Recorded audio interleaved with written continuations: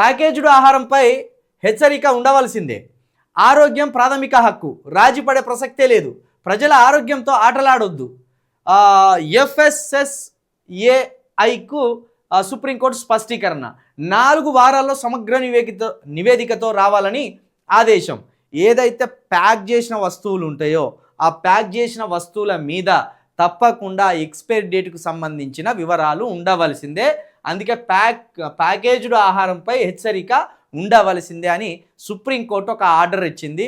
Supreme court అనేకమైన ఆర్డర్లు అనేకమైన వార్నింగ్లు ఇచ్చినా దీన్ని ప్రభుత్వాలు యుద్ధ ప్రాతిపదికన వీటి మీద చర్యలు ఉండాలి. ఉదాహరణకు ఫుడ్ సేఫ్టీకి సంబంధించిన అధికారులు ఉంటారు, ఆఫీసర్లు ఉంటారు. వీళ్ళ డ్యూటీ చేయరు. వీళ్ళు ఆఫీసులో ముద్దుగా కూర్చొని ఉంటాడు. ఎవడన్నా పోయి సార్ పలానా దగ్గర కల్తీ జరుగుతుందంటే తప్పించి వీడు దాడులు చేయరు, వీడు పట్టుకోడు. ఉదాహరణకు మన హైదరాబాద్లో కావచ్చు, మన తెలంగాణలో కావచ్చు ఫుడ్ సేఫ్టీ అధికారులు ఉంటారు. ఎవడన్నా ఒక కేసు పట్టుకొని ఒక హోటల్నో ఇంకో దాన్నో మూసేసిన రోజులు ఎక్కడన్నా ఉన్నాయా? సుప్రీంకోర్టు తన బాధ్యతలను హక్కులను గుర్తు చేస్తూ ఉంటుంది ప్రజలకు.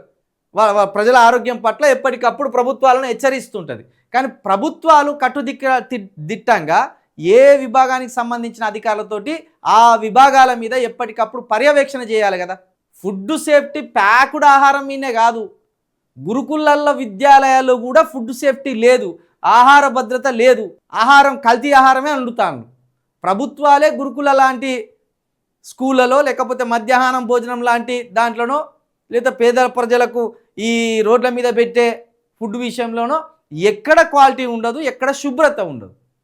అదన్నిటిని సిట్రైట్ చేయాలంటే ప్రభుత్వాలు పట్టించుకోవాలి. సుప్రీంకోర్టు ఎప్పటికప్పుడు హెచ్చరిస్తూ ఉంటుంది. కానీ అవి జరగాలి కదా. 4 వారాల్లో సమగ్ర నివేదిక రావాలంటే మరి ఎలాంటి సమగ్ర నివేదిక ఇవ్వాలి? ప్రజల ఆరోగ్యంతో ఆటలాడొద్దంటే ఇక్కడ మరి 140 కోట్ల మంది ఉన్నారు.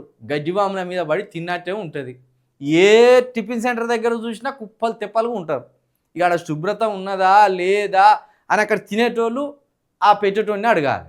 ప్రజల అవసరమేమో అట్లున్నది.